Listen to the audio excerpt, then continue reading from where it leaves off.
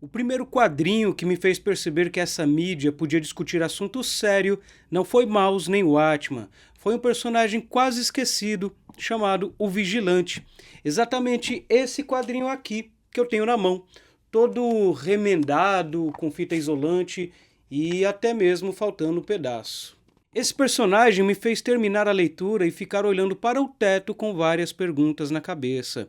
Mas antes de explicar por quê, vale investigar algumas perguntas que vai e volta circulam no meio acadêmico ou nas redes sociais. Será que o leitor de quadrinhos é um adulto infantilizado, já que hoje em dia até entre crianças esse hábito está se perdendo? Quadrinhos ou HQs ou gibis, como também são chamados, podem ser considerados coisa séria?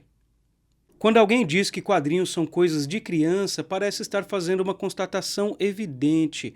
O interessante é que quando a gente olha para a história, essa afirmação não se sustenta de forma total. Nas décadas de 1930 e 1940, os quadrinhos eram uma forma relativamente nova de entretenimento de massas, consumida por crianças, adolescentes e adultos, presente sobretudo nas tirinhas de jornal. Embora os super-heróis tenham ampliado o foco no público jovem, a associação entre quadrinhos e infância só se consolidou nas décadas de 1940 e 1950. Essa associação foi construída a partir de uma perspectiva de mercado e principalmente por causa de preocupações morais sobre os efeitos dos quadrinhos nas crianças. E ninguém teve mais influência nisso do que o psiquiatra e psicanalista Frederick Wertham, autor de A Sedução do Inocente. Sua campanha contribuiu para a criação do Comics Code Authority em 1954, órgão de autocensura que restringiu fortemente conteúdos considerados inadequados e redefinindo aquilo que os quadrinhos poderiam ser a partir daquele momento. Essa história é retratada no quadrinho biográfico Frederick, William e a Amazona, Perseguição e Censura aos Quadrinhos. Em outro vídeo, pretendo falar com mais calma sobre a relação entre psicanálise e quadrinhos. Antes disso, era comum encontrar HQs de crime, terror, guerra e aventura voltado para os leitores mais velhos. Com o Comics Code Authority, grande parte dessa produção desapareceu ou foi suavizada, contribuindo para a infantilização do mercado. Esse cenário começou a mudar a partir dos anos de 1980, quando surgiram algumas das publicações mais importantes da história dessa mídia. É difícil sustentar que quadrinhos são coisas de criança depois de obras como Maus, de Art Spiegelman, que retrata o Holocausto, Persépolis, de Marjane Satrapi, que retrata a Revolução Iraniana pelos olhos de uma mulher, ou Watchman, de Alan Moore, que questiona poder, vigilância e política. Estas obras, entre outras, ajudaram a consolidar os quadrinhos como uma mídia capaz de abordar temas históricos, políticos e filosóficos com profundidade e complexidade. Por isso, a resposta para a pergunta inicial é sim, quadrinhos podem ser coisa séria, tanto para crianças quanto para adultos. Eles permitem discutir religião, psicologia, memória, violência, identidade e sociedade. Quase todo leitor tem uma obra que modificou sua forma de olhar para os quadrinhos. Foi exatamente isso que perguntei para o historiador e escritor Tirfang. E aí, pessoal, beleza? O Douglas me fez uma pergunta quando foi que eu percebi que história em quadrinhos eram coisas sérias. Eu cresci lendo quadrinhos. Turma da Mônica, Chico Bento, depois os quadrinhos da Marvel, da DC. Meu pai comprava todos os títulos possíveis e imagináveis quando eu era criança. Mas a percepção de que era algo sério veio com Filhos do Átomo, né, uma graphic novel publicada pela Abril, que mostra, né, ali claramente o ódio, a xenofobia, o medo que as pessoas têm dos mutantes.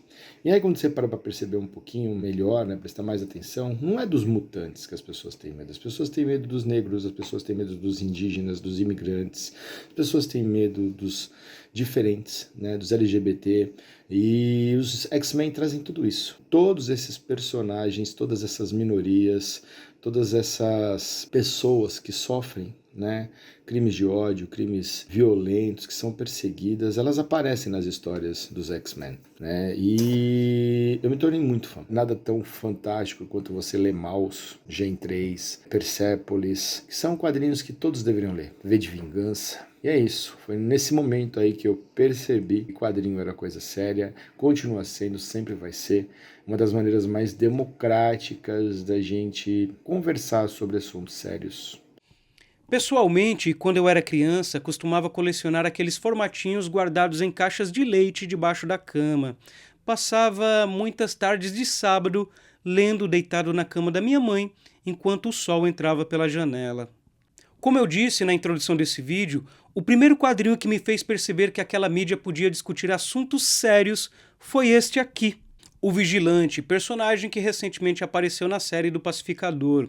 Na história, ele enfrenta problemas com drogas, dificuldades para se relacionar socialmente e acaba tendo um desfecho trágico. Lembro de ficar profundamente impactado ao perceber que um herói podia terminar daquela forma. Foi um dos momentos em que comecei a fazer reflexões mais sérias sobre a vida. Hoje costumo ler obras fechadas como O Corvo, Maus, Nota sobre Gaza e Persépolis. Este último retrata a Revolução Iraniana a partir da perspectiva de uma jovem vivendo sobre um governo religioso e autoritário. Inclusive, a autora faleceu há poucos dias e eu publiquei recentemente um vídeo sobre ela aqui no canal. Mas agora eu quero saber de você. Qual foi o quadrinho que fez você perceber que quadrinhos pode ser coisa séria? Deixe sua resposta aqui nos comentários. Eu leio todos e procuro responder sempre que possível. Queria aproveitar para convidar vocês para conhecerem o nosso canal Primatas Cast. Sou eu, o Douglas, o Luca. A gente tem aí um historiador, um psicanalista, um filósofo, falando sobre filosofia, arte, cultura, cinema, entretenimento. Na página do Instagram também, curte, compartilha, segue a gente, deixa comentários, sugere temas. A gente fica muito feliz em conversar com vocês. E é isso. Vejo vocês no nosso canal. Esse vídeo eu fiz em colaboração entre meu canal pessoal e o Primatas Cast. Se você gostou, vai lá conhecer os canais e, se possível, se inscreva. Não esqueça de deixar o joinha, porque isso nos ajuda aqui no YouTube, para o canal crescer. Um abraço e até o próximo vídeo. Tchau, tchau.